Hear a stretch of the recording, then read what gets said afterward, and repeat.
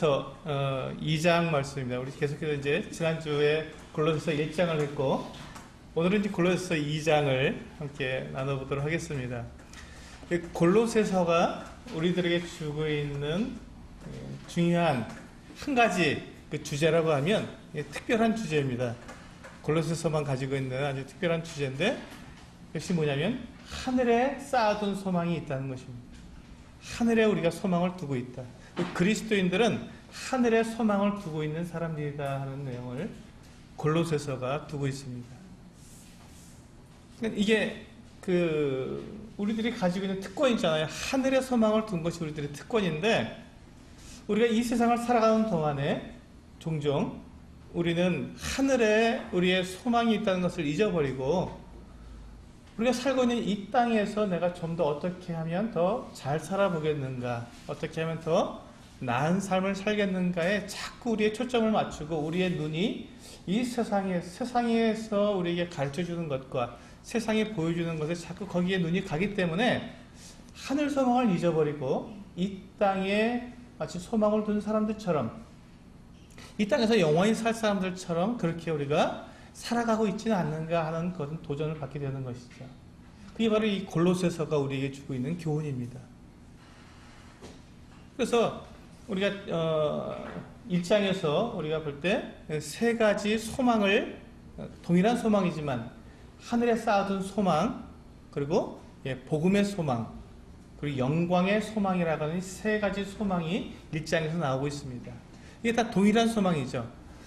이 하늘에 쌓아둔 소망은 어떤 새로운 소망, 새로운 지식을 필요로 하는 것이 아니라, 우리가 복음을 들을 때 이미 우리가 들었던, 우리가 하나님께서 우리에게 약속해 주셨던 그와 같은 소망이다 하는 것을 복음의 소망이라고 우리에게 약속해 주셨고, 또 그것이 바로 우리에게 예수 그리스도와 동일하게 되는, 예수 그리스도와 같은 몸을 입고 영원히 함께 살게 된다고 하는 그 영광의 소망을 우리에게 주셨다고 하는, 바로 그 같은 내용을 1장에서 우리가 살펴보았습니다. 그러니까 우리가 가지고 있는 이 하늘에 쌓아둔 소망은 대단한 것이죠. 놀라운 것입니다.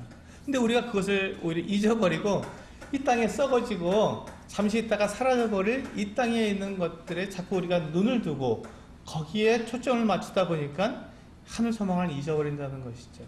그렇다면 이제 오늘 2장에서는 우리가 제가 제목을 하늘 소망을 가지고 사는 방법, 이렇게 제목을 정해보았습니다. 왜 그러냐면, 그렇다면 우리가 하늘에 소망을 두고 살아야 되는데, 우리가 왜 하늘에 소망을 두고 살아가지 못하느냐 하는 것이죠.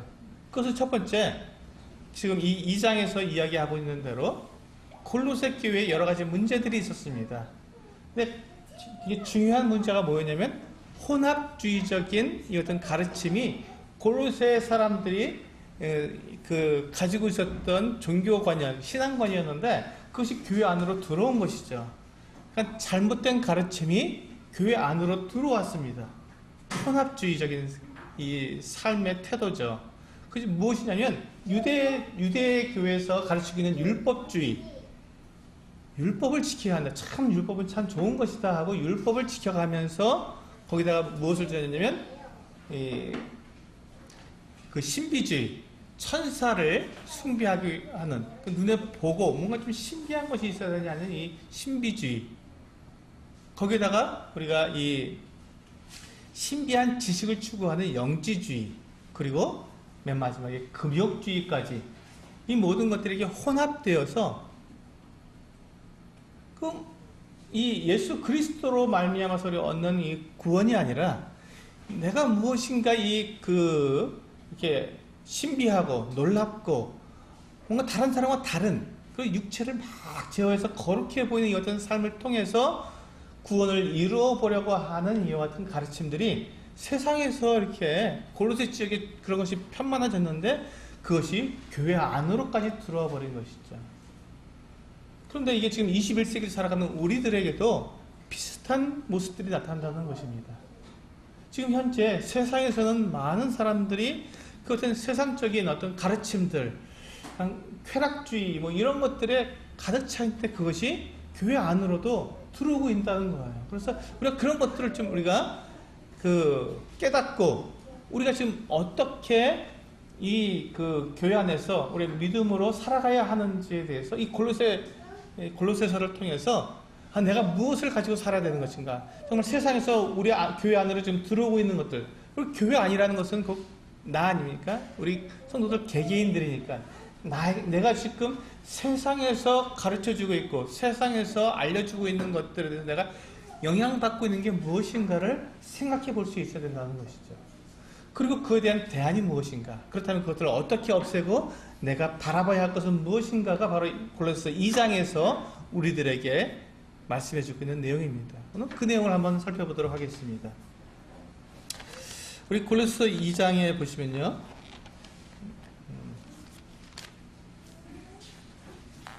골로새 2장도 우리가 몇 가지 이렇게 나눠 볼 수 있는데요. 2장 1절에서 7절까지가 결론입니다.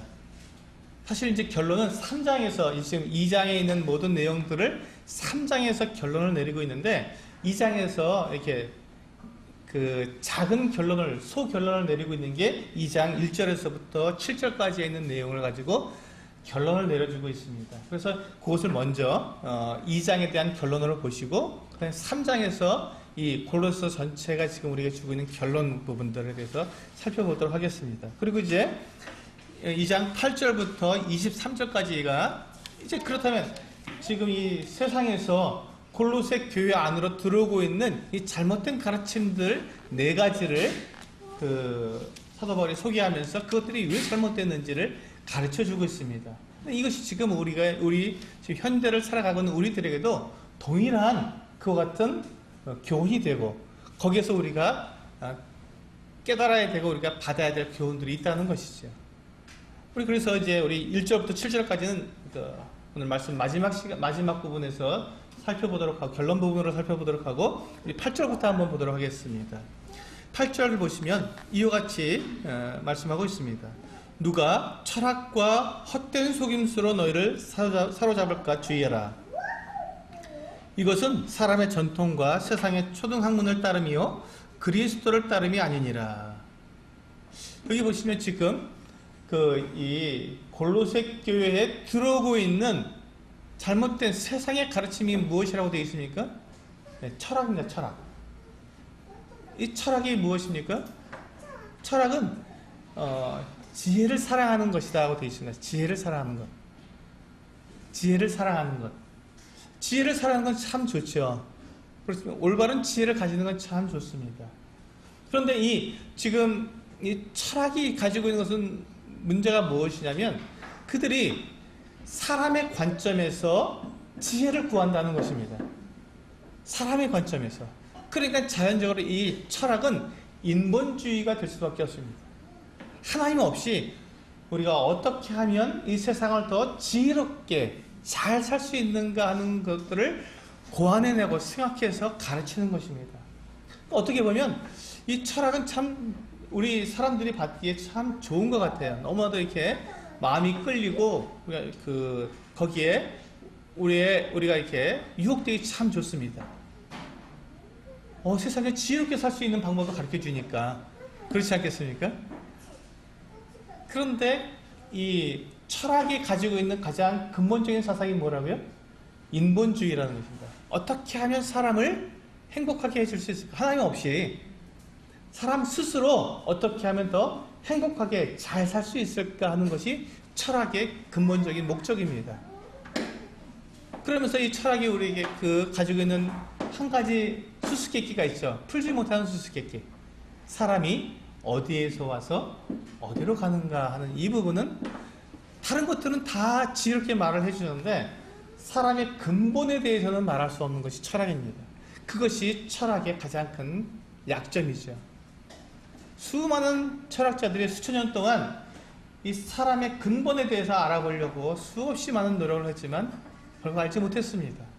지금도 알지 못하고 있고, 사람은 어디에서 와서 어디로 가는가를 알기 위해서 수많은 일들을 하지만, 사람은 자기가 원해서 태어나는 것도 아니고 자기가 원해서 죽는 것이 아니기 때문에 이 삶과 죽음의 이와 같은 비밀을 사람은 스스로 풀어낼 수가 없는 것이죠. 결코 풀 수가 없습니다. 그래서 사람이 만들어낸 철학은 단편적인 것입니다. 완전할 수가 없어요. 불완전한 것입니다. 그러다 보니까 사람이 이 땅에서 어떻게 잘 살아갈 것인가를 계속해서 좋은 말로, 사람들의 마음을 감동시키는 말로 만들어내서 사람들을 이렇게 이끌어갑니다. 때때로 철학이 참 우리들의 마음을 편안하게도 해주고 좋은 사람들과의 좋은 관계도 만들어주게 되는 그것은 이점을 주기도 하지만, 문제는 결코 하나님이 없다는 것입니다. 이 철학에는. 그래서 사람들이 무엇에 초점을 맞추게 한다고요? 이 땅에서 어떻게 살아갈 것인가, 내가 저 사람보다 내가 더 낫게 살 수 있는 방법은 무엇인가, 여기에 포커스가 맞춰져 있기 때문에 결국은 철학은 사람들을 함께 사랑하며 살아갈 수 있도록 만든 것이 아니라 경쟁하며 살아가도록 만들게 됩니다. 결국 그것이 내가 저 사람보다 좀 더 나아야 돼, 내가 더 많은 지식을 알고 내가 좀 더 많은 사색을 통해서 저 사람보다 더 나은 가르침을 해야지. 이것이 바로 철학자들이 가지고 있는 고민입니다.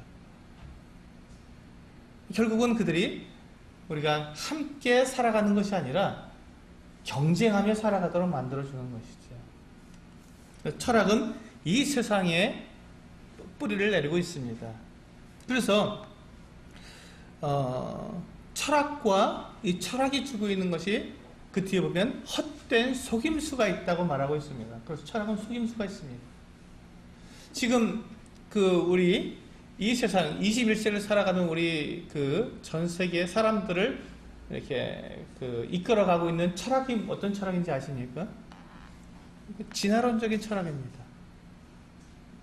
포스트 모더니즘이라고 하는 이 같은 철학은 진리가 절대 진리는 없고 다 상대적인 진리다 하는 것들을 말하고 있습니다. 이게 진화론에서 나온 거거든요. 유물사관에서 나온 것입니다. 왜냐하면 우리는 다 각각이 다 소중하니까 하나님 절대 진리가 없는 것입니다. 절대 선도 없고 절대 악도 없고, 내가 선이라고 생각하면 선이고 내가 악이라고 생각하면 악이 되는 것들, 이것이 왜 그렇게 되냐면 이 진화론에서 나온 것입니다. 우리가 사람이 하나님으로부터 만들어진 존재가 아니라 그냥 어떤 우연히 어떤 단세포가 만들어지고 그 단세포 생물이 우연히 좀 더 복잡한 생물로 진화가 되고, 그것이 또 우연히 더 복잡하고 더 정교한 동물로 진화가 되어서 결국 사람이 되었다라고 하는 것입니다. 그러니까 사람의 존재 이유가 없어요. 동물과 똑같은 거예요. 동물과 그냥 우연히 생겨서 우연히 살다가 그냥 우연히 죽으면 끝이 되는, 그래서 죽음 이후에 아무것도 없는 그 같은 사상이 진화론적 사상입니다. 그러니까 이 진화론적 사상을 가지게 되면 어떻게 됩니까? 사람들이 잘 먹고 잘 살면 됩니다. 이 땅에서 내가 남들보다 더 잘 살면 그게 잘 사는 삶이에요. 그러니까 수단과 방법을 가리지 않고 잘 살면 되는 거예요. 그러니까 많은 사람들이 다른 사람들을 해치고 죽이고 그러면서 나만 잘 살면 되는 것입니다. 그러니까 수많은 악들이 파생되는 것이죠. 양심이 없어져 버리는 것이죠. 이게 헛된 속임수입니다. 이게. 사람들을 속이는 거잖아요. 그렇지 않습니다. 사람은 이 세상은, 만물은 우연히 만들어진 것이 아니라 분명한 하나님의 계획 가운데서 정확한 목적을 가지고 만들어진 것들입니다. 이 세상 모든 만물은 하나님께서 사람들을 위해서 만들어 주셨어요. 그럼 사람은 하나님을 섬기도록, 하나님과 교제하고 사랑하도록 그런 존재로 만든 것입니다.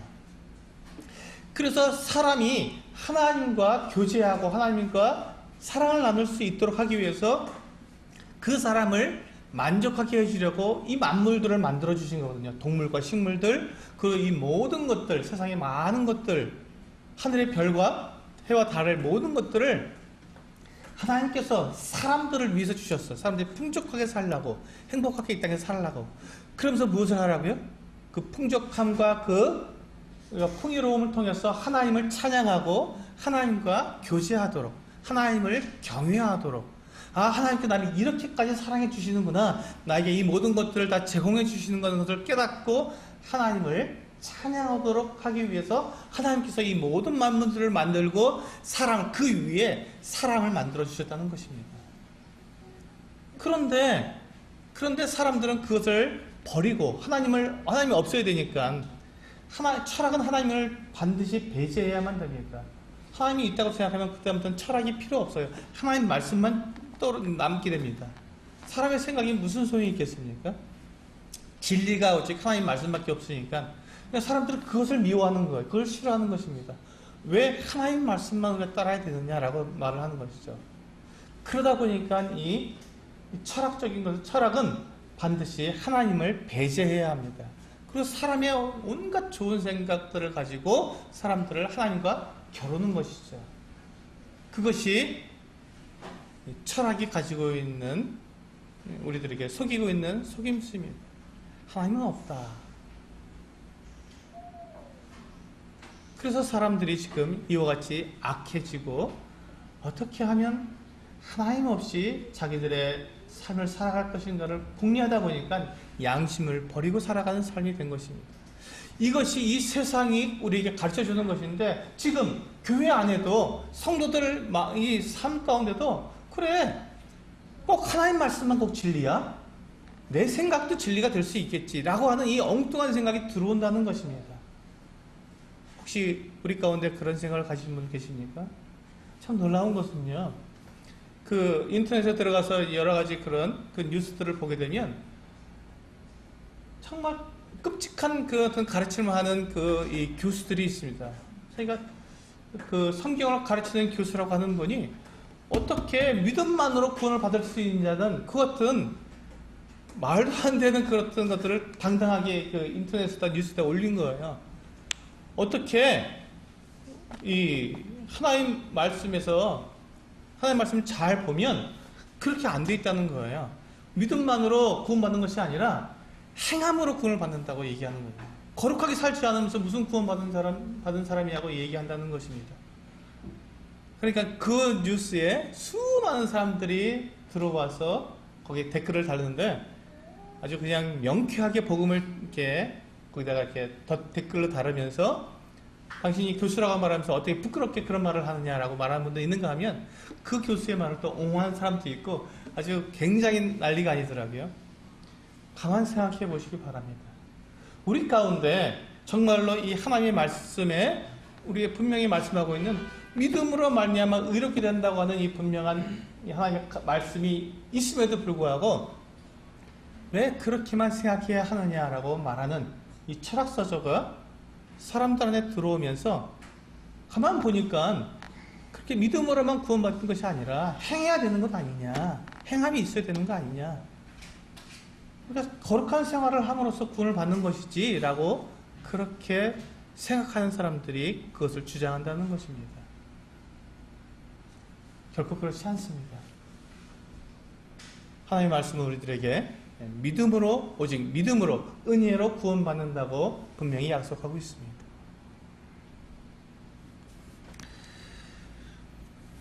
두 번째 한번 보도록 하시겠습니다. 그래서 9절에 보시면, 그렇다면 이와 같은 철학이 들어오고 있는데 9절은 뭐라고 말씀하시냐면, 그 안에는 신성의 모든 충만이 육체로 거하시고 너희도 그 안에서 충만해졌으니 그는 모든 통치자와 권세의 머리시라. 여기서 보십시오. 그리스도, 이게 그 안에서는 이 그리스도를 말하고 있죠. 그 안에는, 그리스도 안에는 신성의 모든 충만이 육체로 거하신다고 말씀하고 있습니다. 그리스도 예수 안에는 하나님의 거룩하심이, 하나님의 신성이, 성품이 충만하게 계시다는 것입니다. 그런데 이것을 사람들이 부인하는 거예요. 예수 그리스도의 그 신성을 부인하는 것입니다. 왜? 그래야 하나님이 없으니까요. 만약에 예수 그리스도께서 하나님의 아들이라는 것을 인정하게 된다면 무엇입니까? 예, 하나님이 계시다는 것을 인정해야 되니까 이 철학자들은 그것을 부인해야 되는 것입니다. 그런 싸움이 있는 거예요. 근데 우리들 한번 근데 그렇다면 예수 그리스도를 하나님의 아들로 믿고 있는 우리들의 삶을 한번 되돌아보자는 것이죠. 정말 나는 내 예수 그리스도를 믿음으로 내가 구원을 받았는데, 그렇다면 내가 살아가는 삶 속에서 우리는 이 땅에 소금과 빛으로 이 땅에 남겨두셨는데, 내가 예수 그리스도께서 하나님의 아들이심을 믿는 삶을 살아가고 있느냐 하는 것입니다. 정말 예수 그리스도가 하나님의 아들이시다 하는 것을 내가 믿는 삶을 살아가고 있느냐. 그것이 그냥 우리가 말로 당연히 예수님 하나님의 아들이시죠 라고 말하는 것뿐만 아니라 내 삶에서 그것을 드러내고 있냐는 것입니다. 사람들이 그것을 믿지 않잖아요. 사람들은 예수 그리스도가 하나님의 아들이라는 것을 자꾸 부인하려고 합니다. 믿지 않으려고 해요. 그렇다면 누가 그것을 나타내야 됩니까? 믿는 우리가 그들에게 드러내야 되는데 우리는 그렇게 살아가고 있느냐 하는 것입니다. 그것을 우리는 도전받는 것입니다. 사람들의 그와 같은 삶을 통해서 그런 철학이나 이런 것들을 통해서 나는 그렇다면 내가 예수 그리스도께서 정말 하나님의 아들이심을 내가 드러내야 되겠구나 하는 것을 우리 교훈받게 된다는 것입니다. 그와 같은 삶, 우리의 삶에서 그와 같은 것들이 나타나지 않는다면 세상은 점점 더 그것을 강조할 것이고 하나님은 없다고 그들이 주장할 것이고 예수 믿는 사람들 보라 그들이 정말로 그리스도를 나타내고 있느냐 우리가 똑같지 않느냐 이렇게 말을 하면서 하나님은 없다고 그들이 주장할 것입니다.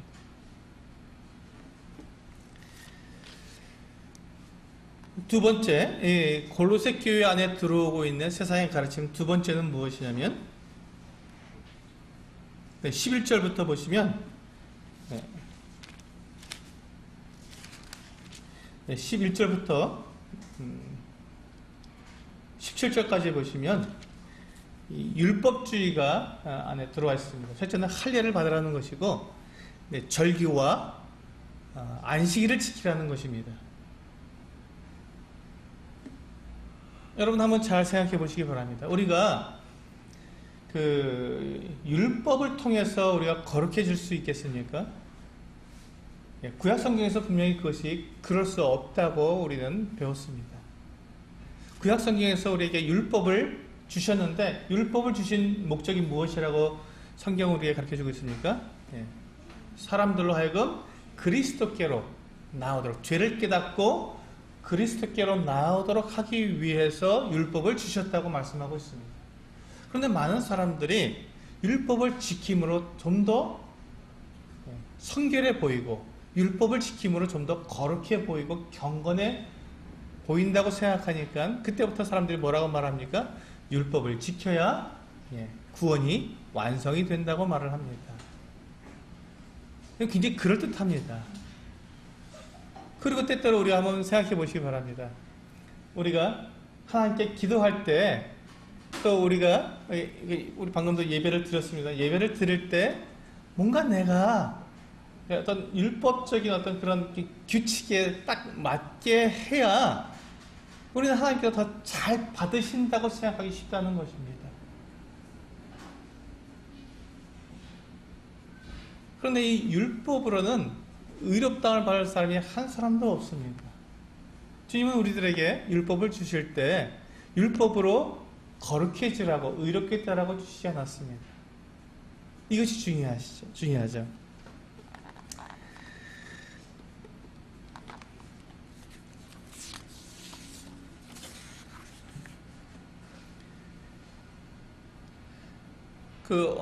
어떤 분들은 특별히 주일날 이렇게 오락을 하거나 또 주일날 이렇게 시장에 가서 물건을 산다거나 이렇게 하면 안 된다고 생각하시는 분들이 꽤 있습니다.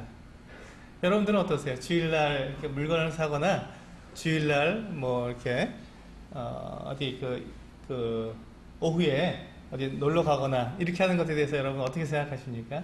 혹시 그것이 이렇게 죄악되거나 마음에 거리낌이 되시는 분 계십니까?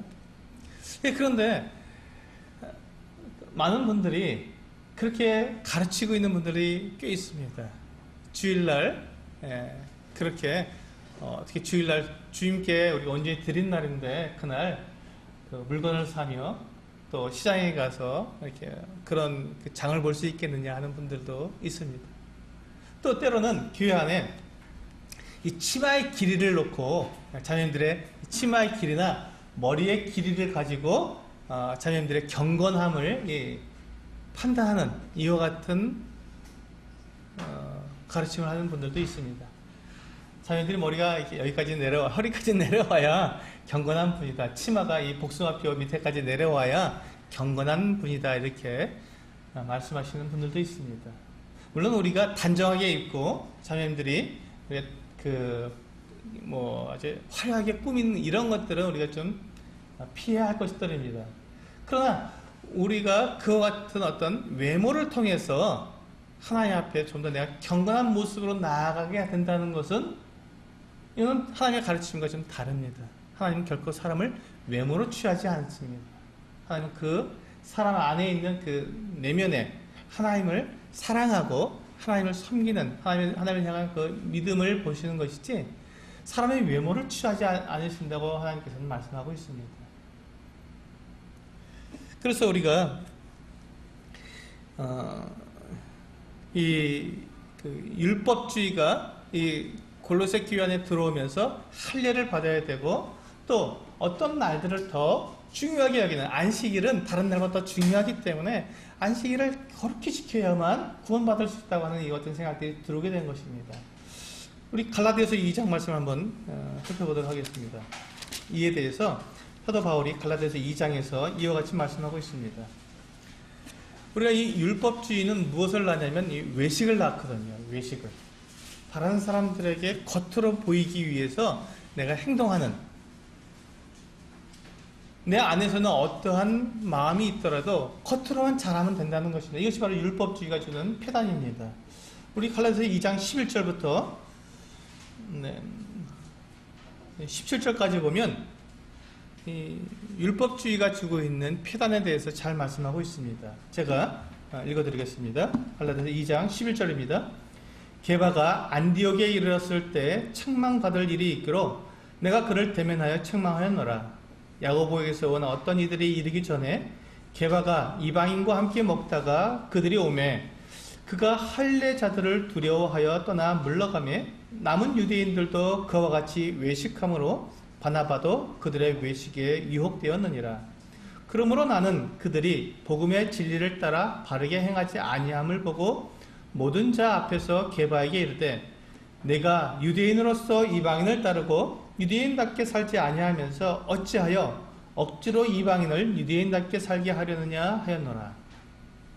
우리는 본래 유대인이요 이방 죄인이 아니로되 사람이 의롭게 되는 것은 율법의 행위로 말미암음이 아니요 오직 예수 그리스도를 믿음으로 말미암은 줄을 알므로 우리도 그리스도 예수를 믿나니 이는 우리가 율법의 행위로서가 아니고 그리스도를 믿음으로써 의롭다함을 얻으려 함이라.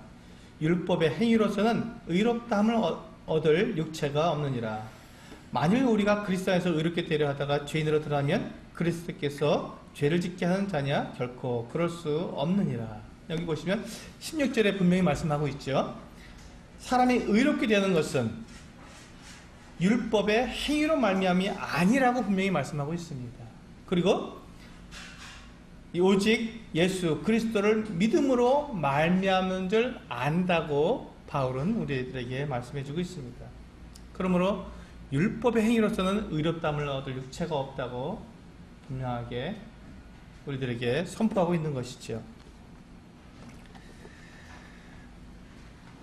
사람들이 이렇게 율법을 지키면서 먹는 것이나 입는 것, 또 그들의 외모, 이 모든 것들을 통해서 그들이 얻고자 하는 것은 무엇입니까? 이 땅에서, 이 세상에서 내가 다른 사람보다 얼마나 더 경건하게 보이느냐 하는 이 외모를 나타내고 싶은 것이죠. 외식하고 싶은 것입니다. 그러니까 내 안에 있는 이 믿음으로, 내 믿음의 삶을 통해서 우리는 그리스도를 드러내야 되고 나의 그 믿음을 드러내야 되는데 그러지 못하고 그냥 내 겉모습으로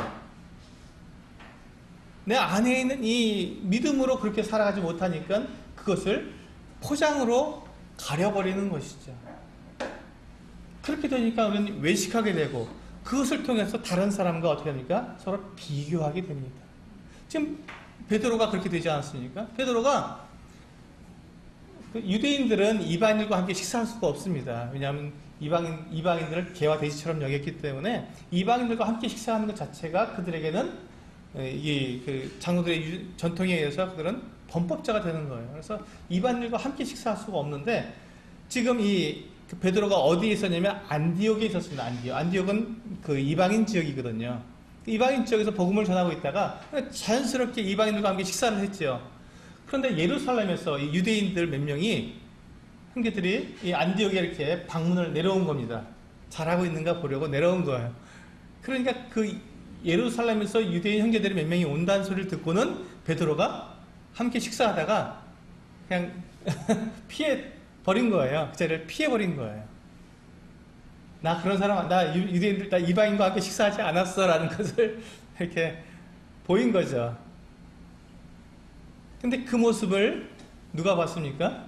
함께 식사하던 다른 유대인들과 바나바도 베드로가 그렇게 하는 모습을 본 거예요. 피해서 달아나는 걸 본 겁니다. 그러니까 함께 있었던 다른 유대인들도 저렇게 하면 안 되는 거구나.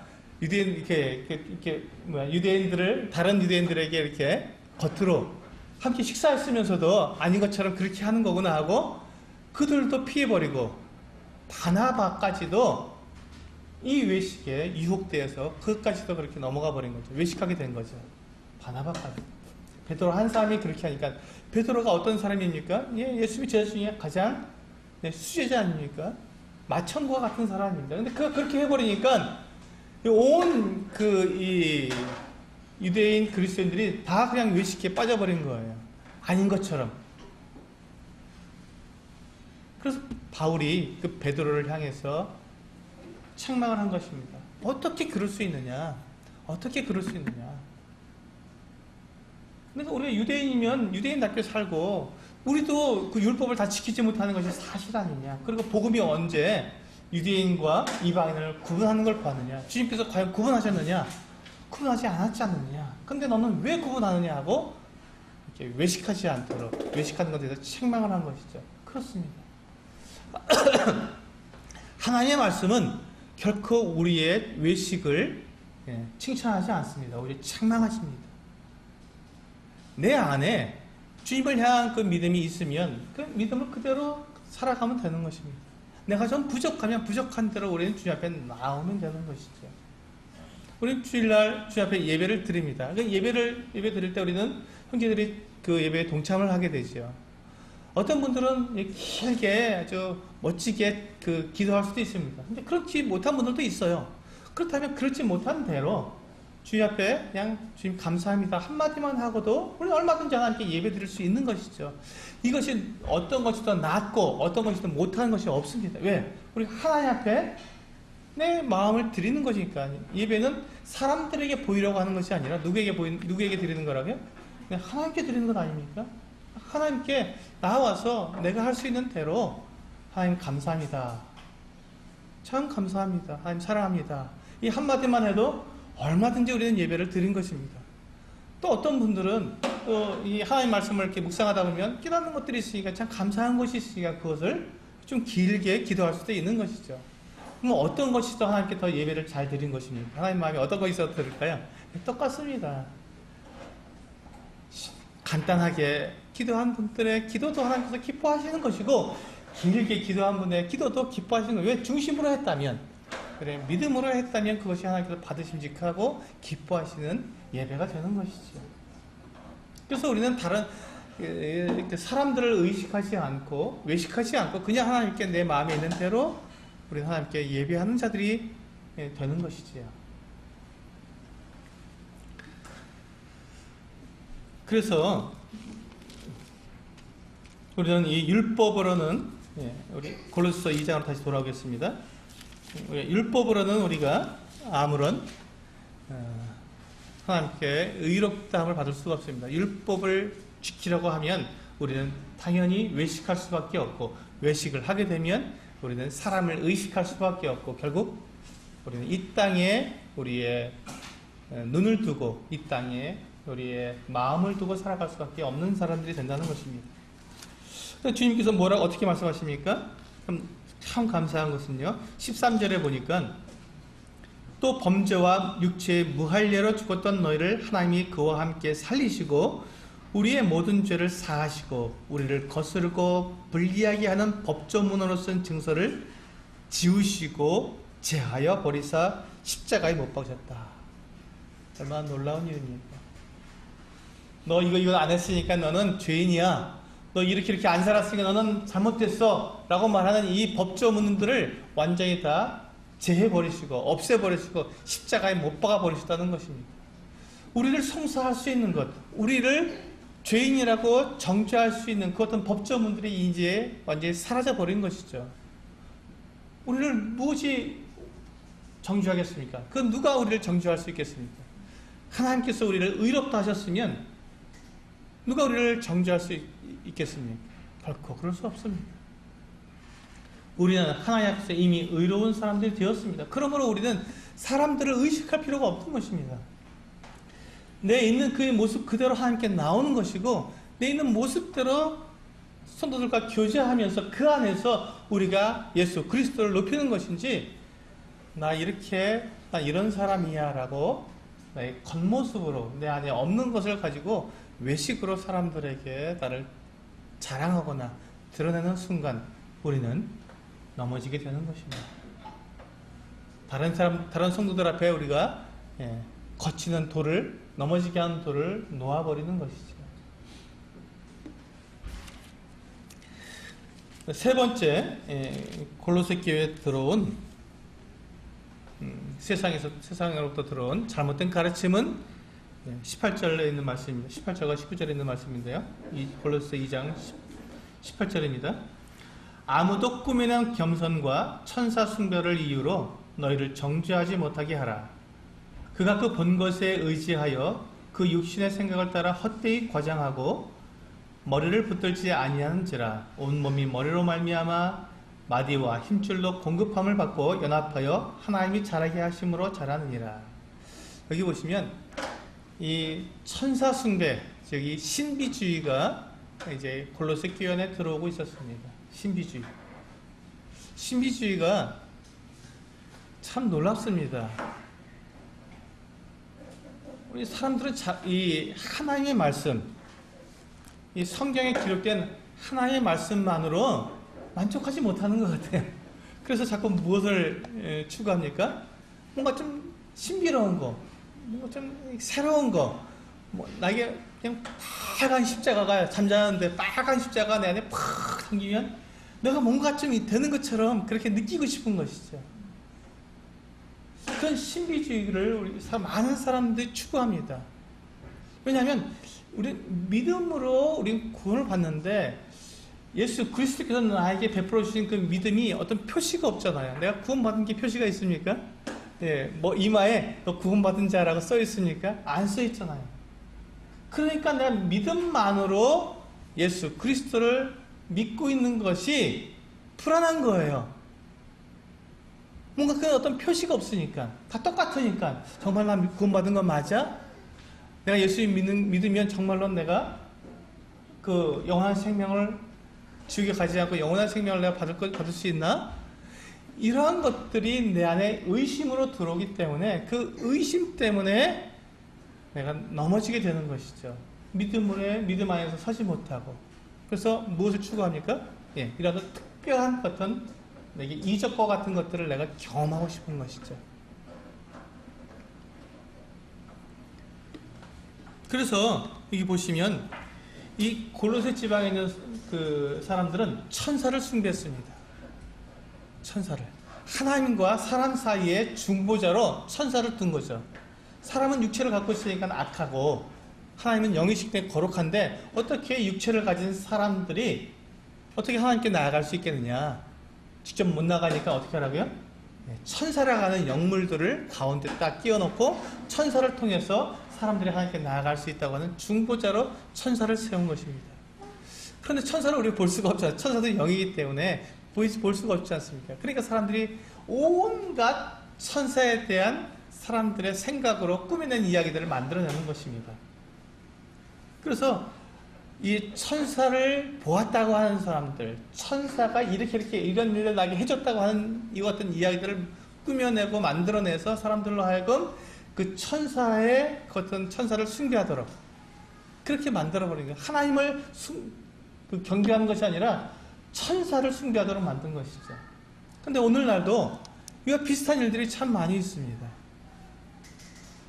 이와 비슷한 일들이 참 많이 있어요. 우리 그 카톨릭에 가면 어떻게 합니까? 그들이 성인들을 만들어 놓죠. 성인들. 사람인데 그 사람들을 성인이 되었다는 거예요. 거룩한 사람이 되었다고 해서 그들을 중보자로 또 세워놓습니다. 성인들을. 그리고 성인들을 통해서 하나님께 기도를 하는 거예요. 그들이 천사가 된 거예요, 사실은. 그런 이 성인들이 천사가 된 거거든요. 근데 이건 성경적인 사실 절대 아닙니다. 천사는 하나님께서 천사로 만드셨고, 사람은 사람으로 만드셨지, 어떻게 사람이 거룩해지면 천사가 됩니까? 절대 그렇지 않습니다. 여러분, 오해하지 마십시오. 구원받은 성도들은 이제 주님의 나라에 갔을 때 천사들이 성도들의 수종을 들게 됩니다. 천사가 결코 이 구원받은 성도들보다 더 높지 않습니다. 천사들은 이 구원받은 성도들의 수종을 들도록 섬기는 자로 만들어 놓으신 거예요. 그런데 어떻게 사람이 거룩해지면 천사가 될 수 있는, 이건 거짓말입니다. 또 요즘 그 사회적으로 지금 큰 문제가 되고 있는 게 그 귀신론을 이야기합니다. 그래서 어떻게 말합니까? 사람들이 이렇게 감기 걸렸죠? 그 감기 귀신이 들어온 것입니다. 귀신 때문에 그 감기가 들렸다는 거예요. 그래서 그들은 사람들이 귀신을 쫓아내야만 된다고 말을 합니다. 그런데 그들이 말하고 있는 귀신론이 뭐냐면요, 예수 믿지 않고 죽은 사람이 귀신이 된다는 겁니다. 여러분, 그렇습니까? 성경은 결코 그렇게 말씀하고 있지 않습니다. 귀신은 하나님의 천사들 중에서 타락한 천사가 귀신입니다. 타락한 천사들이 마귀가 되는 것이죠. 사탄을 추종함으로 하나님을 반역한 천사들을 귀신이라고 말하는 것이지, 사람이 죽어서 그 영혼이 떠돌다가 다른 사람에게 들어가는 것을 귀신이라고 하나님의 말씀은 결코 그렇게 말씀하고 있지 않습니다. 사람의 영혼은 결코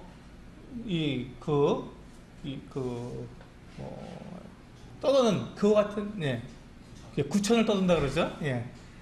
그거는 이제 불교적인 용어거든요. 그러니까 이게 막 그걸 섞어 놓은 거예요, 이 사람들이. 그래서 혼합해갖고, 그래서 사람들이 막 귀신 들렸다고 말하고, 막 욕을 합니다. 그 귀신들에게 막 정말 상욕을 합니다. 그 귀신 쫓아낸다는 사람들이 너무너무 정말 끔찍한 일들이 그 안에서 이루어집니다. 그런데 수많은 사람들이 그 사람들을 쫓아가고 있어요. 따라가고 있습니다. 추앙하고 있습니다. 왜 그러냐면요, 특별한 걸 봤잖아요. 귀신을 쫓아내는 것들을 봤잖아요. 막 그 사람들이 이렇게 탁 치면요, 그냥 막 넘어지고 막 쓰러지고 막 귀신이 나갔다 그러고 막 이렇게 하는데, 그 일들의 대부분 다 쇼입니다. 다 꾸미는 일들이에요. 결코 그렇지 않습니다. 그런데 많은 사람들이 그걸 보면서 마치 그것이 정말 이 하나님의 일인 것처럼 그냥 가서 막 할렐루야를 외치면서 거기서 따라갑니다. 무엇을 보고 싶어서 그렇죠? 예수 그리스도를 보고 싶어서 그렇습니까? 결코 아닙니다. 예수 그리스도 없이 그들이 이 땅에서 살아보려고 하니까, 예수 그리스도의 대체자로 그와 같은 사람들 따라가는 겁니다. 그러니까 그 사람들은 이 땅에서 그렇게 하늘의 소망을 두지 못하고 이 땅에서 그와 같은 사람들을 따라가는 겁니다. 너무너무도 마음이 아프고 괴로운 일이죠.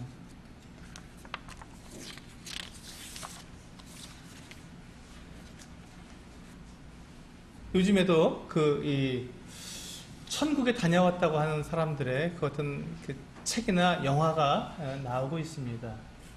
근데 그와 같은 일들을 이렇게 보게 되면요, 그들이 왜 그와 같은 일을 하는가 이렇게 찾아보면 돈 때문입니다. 천국에 갔다고 왔다는 이야기는 여러분 결코 믿어서는 안 됩니다. 왜냐하면 요한계시록 22장에서 하나님께서 이 요한계시록을 통해서 사도 요한에게 하늘나라에 있는 모든 것들을 다 계시해서 보여주셨습니다. 그리고 그것을 기록했습니다. 계시록에 기록해 놓았습니다. 그래서 마지막에 될 일과 또 우리가 하나님 나라에서 우리가 그 얻게 될 모든 영광과 복들을 다 이미 다 기록해 놓았어요. 그리고 우리 계시록 22장 마지막 장에 보시면요, 뭐라고 말씀하셨냐면 분명히 말씀을 하셨습니다.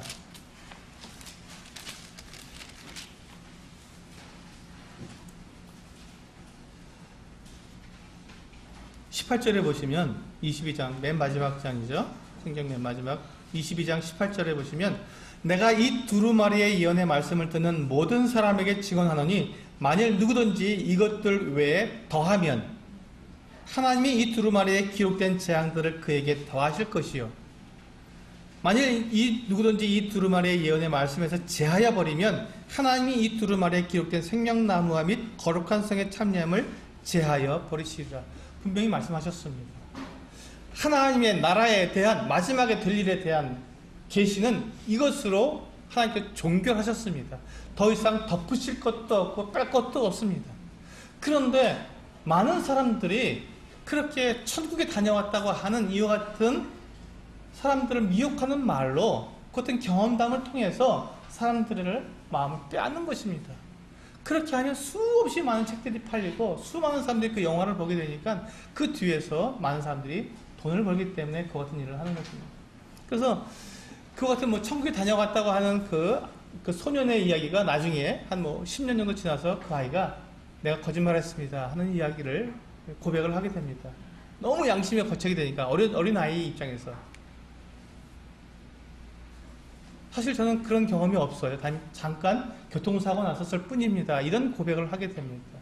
그래요. 그렇습니다. 세상은 그들이 하나님을 보지 못하고 하나님 나라에 대한 오해를 심어주기 위해서 그렇게 함으로써 돈을 버니까 그렇게 하는 것이지, 하나님의 말씀은 이미 이 모든 것들에 대해서 완전하게 우리들에게 다 계시해 주셨고 하나님께서 보여주실 만큼 우리에게 보여주셨고 알려주실 만큼 알려주신 것입니다. 그러니 이것에 더하거나 뺄 수 없는 것이지요.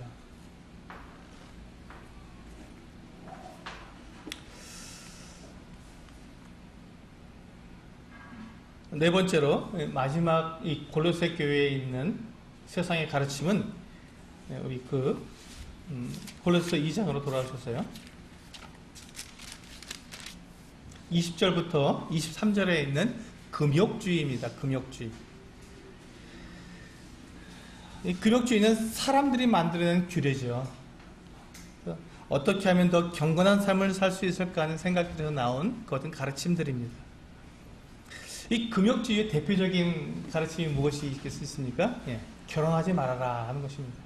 혼인을 금하는 것입니다. 가톨릭이나 또는 이 불교에서는 사제들이 결혼하지 않습니다. 그렇게 해야 더 경건해 보이니까요. 더 하나님 믿는 삶처럼 보이니까 그렇습니다. 그런데 여러분, 이 혼인은 누가 만들어주신 거죠? 결혼제도는 누가 만들어주셨습니까? 하나님께서 만들어주셨습니다. 하나님이 하나님께서 복을 주시고 그들에게 생육하고 번성하도록 하신 것입니다. 그러므로 이 결혼은 하나님께 속한 것이지 사람에게 속한 게 아니거든요. 근데 사람들은 이 혼인을 금하게 합니다. 우리 디모데전서 말씀을 한 건데 보시겠습니다. 그 뒷쪽으로 넘겨서 보시면 디모데전서 4장 말씀입니다. 1절부터 3절까지 제가 읽어드리겠습니다. 그러나 성령이 밝히 말씀하시기를 후일에 어떤 사람들이 믿음에서 떠나 미혹하는 영과 귀신의 가르침을 따르리라 하셨으니 자기 양심이 화인을 맞아서 외식함으로 거짓말하는 자들이라. 이거 보세요. 귀신의 가르침과 거짓말을 하는 사람들이죠. 그들이 무엇을 가르칩니까? 3절입니다. 혼인을 금하고 어떤 음식물은 먹지 말라고 할 터이나. 이게 금욕주의 가르침입니다. 혼인을 금하고 어떤 음식들은 먹지 말아라. 불교에서는 고기를 먹지 말도록 하죠. 또 어떤 분들은 이 음식 중에서 무엇을 먹지 말아라. 안식주에서도 고기나 이런 것들을 먹지 말고 다 채식을 해야 된다고 해서 이렇게 가르칩니다. 이게 지금 귀신의 가르침과 사람들의 거짓말에서 나온 것들이라고, 분명히 거짓 가르침이라고 말씀하고 있습니다. 그렇게 금욕적으로 살면 사람이 거룩해 보이고 뭔가 우리 속이 깨끗해지고 성결해진다고 하는 착각을 하도록 만드는 것이죠. 여러분, 성경은 그렇게 가르쳐주고 있지 않습니다. 지금 골로새 교회에 들어오는 이 금욕주의, 먹지도 말고 만지지도 말고 붙잡지도 말라고 하는 이 어떤 잘못된 가르침들이 들어와서 사람들로 하여금 이렇게 옥죄는 것이죠.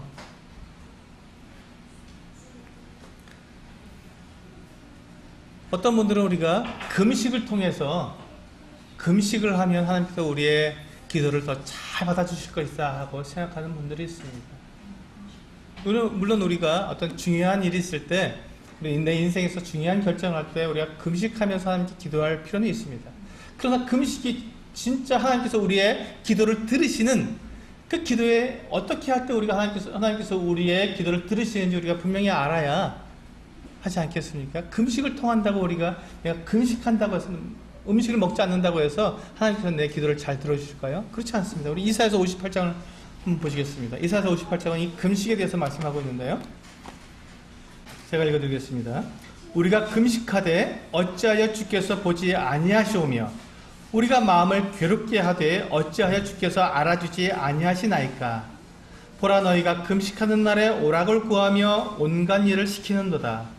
보라, 너희가 금식하면서 논쟁하며 다투며 악한 주먹으로 치는도다. 너희가 오늘 금식하는 것은 너희의 목소리를 상달하게 하려는 것이 아니니라. 여기 보시면 지금 이스라엘 백성들이 하나님께 우리가 금식하고 마음을 괴롭게 하면서 이렇게 하나님께 부르짖는데 하나님은 왜 응답하지 않느냐고, 너희를 돌아보지 않느냐고 그렇게 하나님께 부르짖습니다. 그런데 너희들이 지금 금식한다고 하면서 하는 짓이 무엇이 있느냐 하고 하나님께서 말씀하시는 거예요.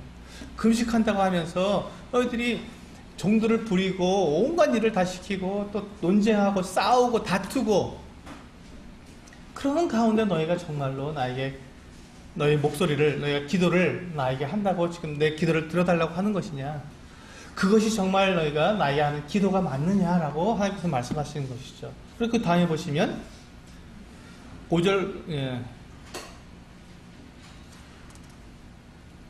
이렇게 넘어가셔서 6절부터 보시면요.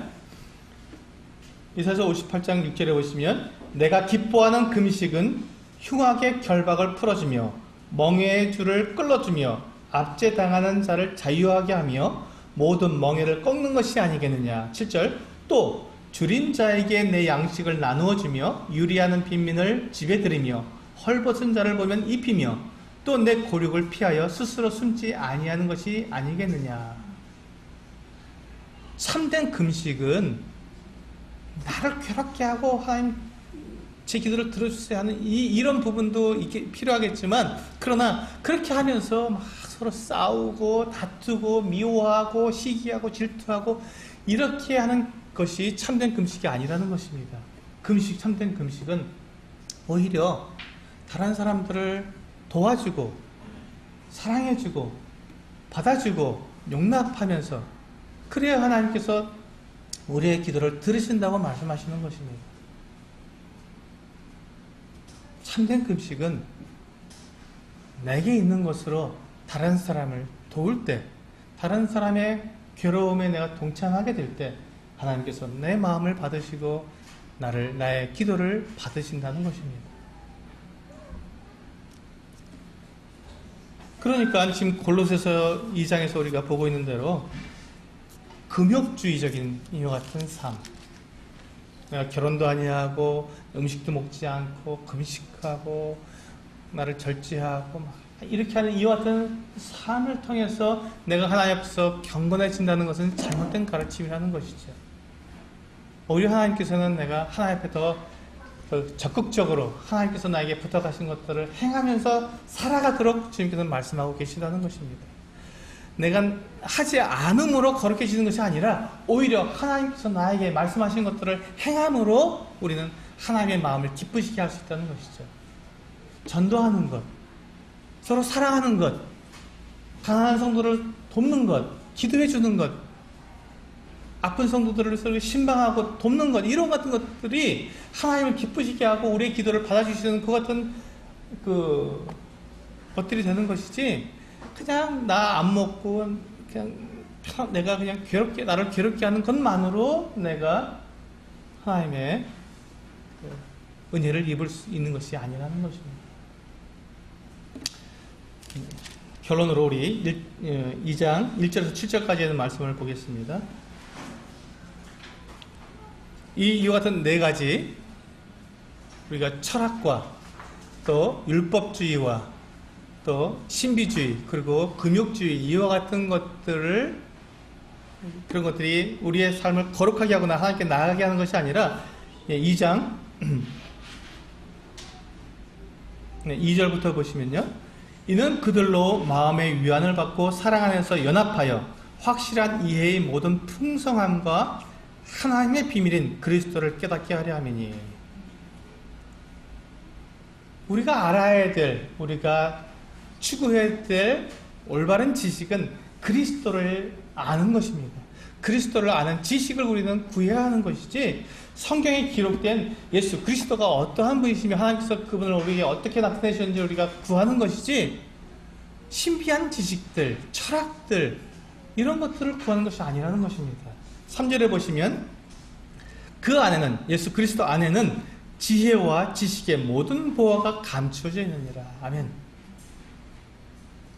예수 그리스도 안에는 모든 것들이 다 들어있습니다. 모든 지혜와 지식이 들어있습니다. 우리가 이 땅을 살아가야 하는 그 같은 지식과 지혜뿐만 아니라 영원한 나라에서, 주님의 나라에서 우리가 어떻게 살아갈 수 있는가 하는 이 모든 것까지도 우리들에게 다 알려주시는 지혜와 지식이 그리스도 안에 숨겨져 있다는 것이죠. 그래서 우리는 그리스도를 알아야 합니다. 그래서 우리 6절과 7절을 보시면 이 말씀만 읽고 마치도록 하겠습니다. 그러므로 너희가 그리스도 예수를 주로 받았으니 그 안에서 행하라. 예수 그리스도 안에서 우리는 행해야 합니다. 다른 것 안에서 행하는 것이 아닙니다. 7절, 그 안에 뿌리를 박으며, 예수 그리스도 안에 뿌리를 박으라는 것입니다.